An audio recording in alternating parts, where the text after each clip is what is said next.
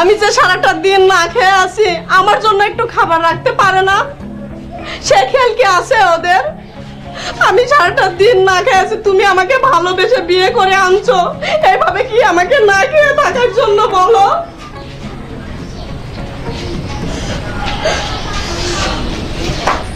আমি কি করব? গায়ে পড়ে যদি ঝগড়াগাতি আসে আমার সাথে, খাবার পোড়া গেছে রান্নি খালি হয়ে যায়, এত ঝামেলা এত ঝগড়া করার দরকার কি? তুই তো তাকে বড় আপা হিসাবে সম্মান করিস, সে যে আমাকে একটু সম্মান করে না কেন বলো? তুমি বিচার করো, এই বিচারটা তুমি করো। আবার যদি দুজন ঝগড়া করেছো, তাহলে দুজনের হাত পা ভেঙে বাপের বাড়ি পাঠিয়ে দেবো, মনে থাকে যেন।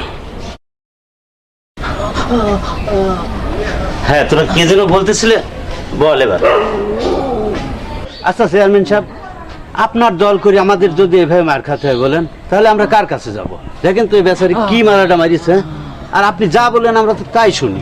এইটা কি করে সম্ভব? আপনি এর একটা বিহিত করেন। চেয়ারম্যান সাহেব, বিচার একটা করেন চেয়ারম্যান সাহেব। ওরা আপনার আইন ভাঙতে যাচ্ছে চেয়ারম্যান সাহেব, ওরা আপনার আইন ভাঙতে যাচ্ছে। তোকে মেরেছে কি তাই বলো?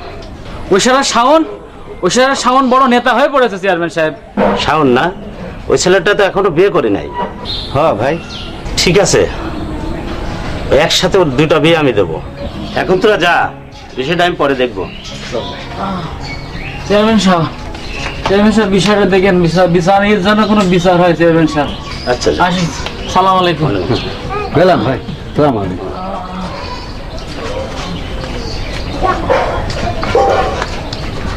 আব্বু, কিছু বলবি মা? এভাবে তো আর ভালো লাগে না। কেন, কি হয়েছে?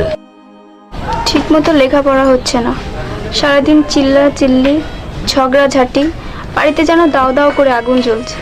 আব্বু, আমাদের সংসার তো আগে সুখেরই ছিল। আপু নিজের ঘরের আগুন না নিভিয়ে অন্যের ঘরের আগুন কিভাবে নিভাবে? সব ঠিক হয়ে যাবে রে মা, সব ঠিক হয়ে যাবে। ঠিক আর হচ্ছে কই? আব্বু, তুমি তোমার আইন ভুলে যাও।